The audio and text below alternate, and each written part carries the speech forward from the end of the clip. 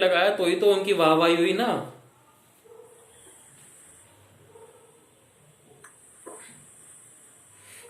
तो प्रतिपदा वाला पर्सन जितना मार्केटिंग में और चीजों में रहेगा उनको फायदा होगा। सिंप्लिसिटी नुकसान देगी प्रतिपदा वाले को।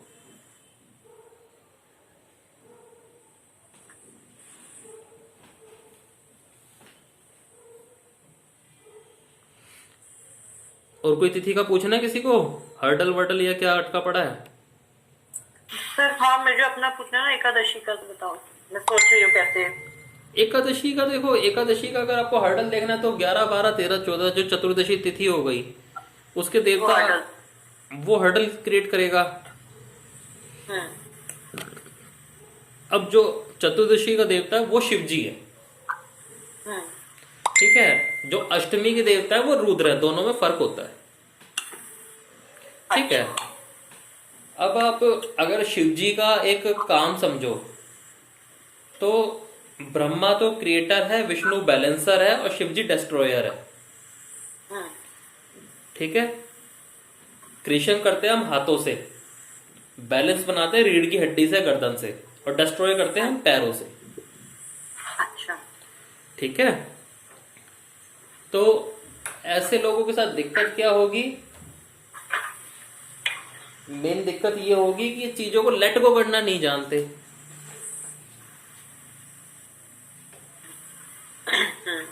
लेट गो का मतलब चीजों को, कुछ चीजें आती हैं, इवेंट्स आती हैं, उसको खत्म कर देना होता है। वो शिव जी का काम होता है, संहार करना।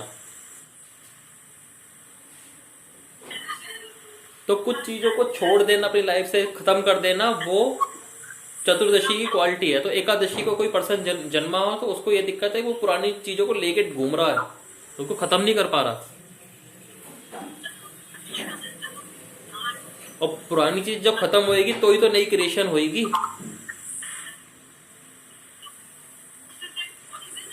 ये शिव की मेन क्वालिटी होती है। अब शिव जी का मेन निवास स्थान होते हैं ये आपके शमशान घाट जो बोलते हैं हम जिन्हें, मतलब डेथ प्लेस जो होते हैं। ठीक है ना। हम्म। डेथ प्लेस मतलब हम इसे इस तरह से बोलेंगे जैसे यहाँ पे आग जलती है ना, जलाया जाता है। और कुंडली में अग्नि का आपको पता हो, डेथ प्लेस का भाव अष्टम भाव होता है। हाँ जी। ठीक है।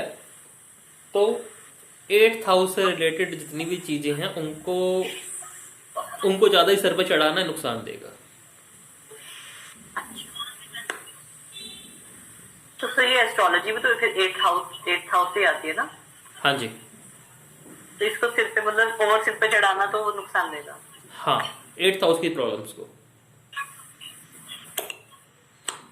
अब एकादशी को अगर कोई जन्म है तो उसके राज का छुपे पड़े हैं, या उसको अपनी लाइफ की मिस्ट्रीज कैसे निकालनी है। क्योंकि सांप जो होते हैं वो हम ये मानते हैं कि वो पिछले जन्मों से भी हमारे जुड़े हुए होते हैं। घर में कई बार सांप निकला आता है ना, हम मानते हैं कि पितर आ रहे हैं। हम्म। ठीक है। तो हमारी पास्ट लाइफ से कहाँ से प्रॉब्लम्स आ सकती हैं या कैसी चीजें हो रही है, तो एकादशी से आप 15वीं तिथि देख लो, वो मतलब 5वीं तिथि, तो वो 15 नंबर तिथि बन जाएगी। अमावस्या या पूर्णमासी। हाँ। तो अगर आप शुक्ल पक्ष के एकादशी के हो तो चंद्रमा बन जाएगा। कृष्ण पक्ष। कृष्ण पक्ष के हो तो पितृ। पितृ। पितृ। ठीक है। पितरों का आधिपत्य होता है अमावस्या पे। तो पितृ कौन होते हैं? हमारे पास्ट लाइफ के कुछ कर्म होते हैं। और पितृ का स्थान मैं बताऊं आपको 7th हाउस होता है। अच्छा।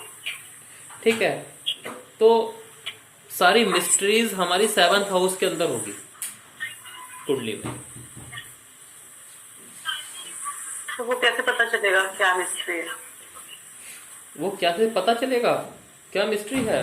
आप अपना 7th हाउस देखो कि 7th हाउस में कौन सा प्लैनेट बैठा है, 7th हाउस की कौन सी राशि बैठी, आपको पता चल जाएगी। आप बताओ मेरे को, मैं बताता हूँ। सर वो है ना, मैं जेमिनाई हूँ, तो फिर धनु आ गई ना, धनु राशि। धनु आ गई ना। हाँ, धनु राशि आ गई। हाँ, धनु राशि का लॉर्ड तो वैसे गुरु होता है। धनु राशि हमारी 9वें नंबर की राशि होती है। आपको एक बात और बताऊं कि हम हमारे जितने भी प्लैनेट्स हैं तो सूर्य उसके सेंटर में है। हम्म। पूरी यूनिवर्स का ही सूर्य सेंटर है, लेकिन सूर्य का भी खुद का जो सेंटर है वो धनु राशि है। अच्छा। ठीक है, सूरज धनु राशि पे खुद चक्कर लगा रहा है, मतलब दुनिया सूरज के चक्कर लगा रही है और सूरज धनु राशि के चक्कर लगा रहा है। इसे बोलते हैं भ्रम स्थान का भी भ्रम स्थान। अच्छा। ठीक है ना, नौ नंबर राशि तो भ्रम स्थान का ही भ्रम स्थान। एक तरह से जैसे बच्चा पैदा होना 9वें महीने का, ठीक है, तो ये सब 9वीं उससे संबंध रखते हैं, मतलब धनु राशि से। ठीक है, तो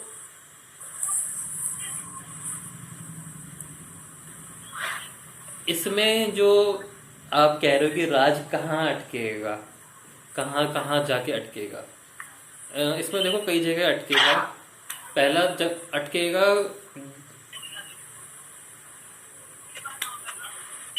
जैसे ये होती है ना, जब बच्चा पैदा होता है तो एक चीज, उस चीज को समझना कि क्रिएशन कहाँ से हुई है।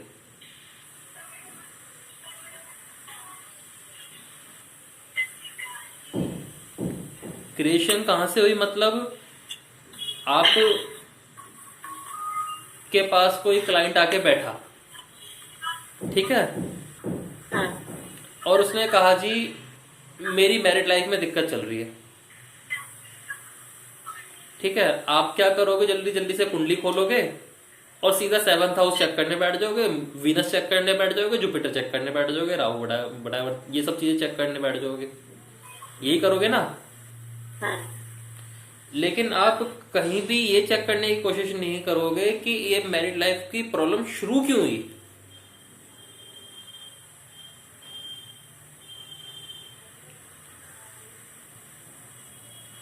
कि ये शुरू क्यों हुई, कि किसका ऐसा, मतलब कोई फाइनेंस का मैटर आया, कोई ईगो का मैटर आया, कोई सेक्स का मैटर आया, कोई बोलचाल का मैटर आया, थर्ड पर्सन को इन्वॉल्व हुआ, वो होता है बीज, मतलब वहां से बीज पड़ना चालू हुआ था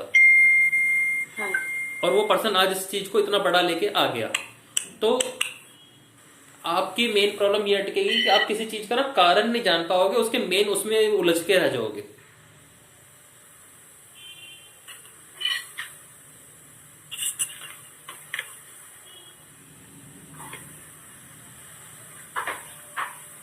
अभी भी नहीं समझे?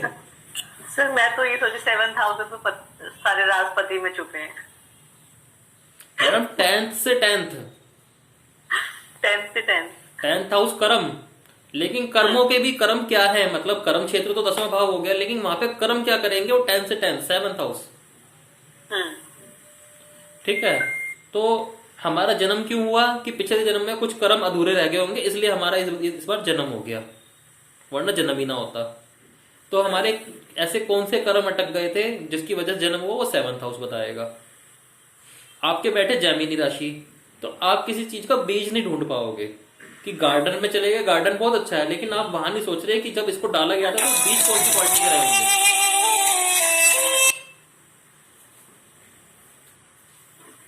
कि बीज कौन सी क्वालिटी के रहे होंगे जो ये गार्डन इतना अच्छा बना है। तो जब आप इस चीज को वर्कआउट करना शुरू करोगे ना कि इसकी शुरुआत कहां से हुई।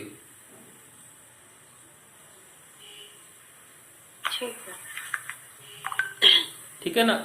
इसका दूसरा एग्जांपल ऐसे ले लो, जैसे मैं आपके सामने बैठा हूं, आपको लगता है कि हाँ मैं पढ़ाता हूँ, एज भी मेरी कम है, लेकिन आपने कभी ये जानने की कोशिश नहीं करी कि ऐसा है क्यों। ऐसा तो है नहीं कोई ऊपर से अवतार हुआ था मेरा,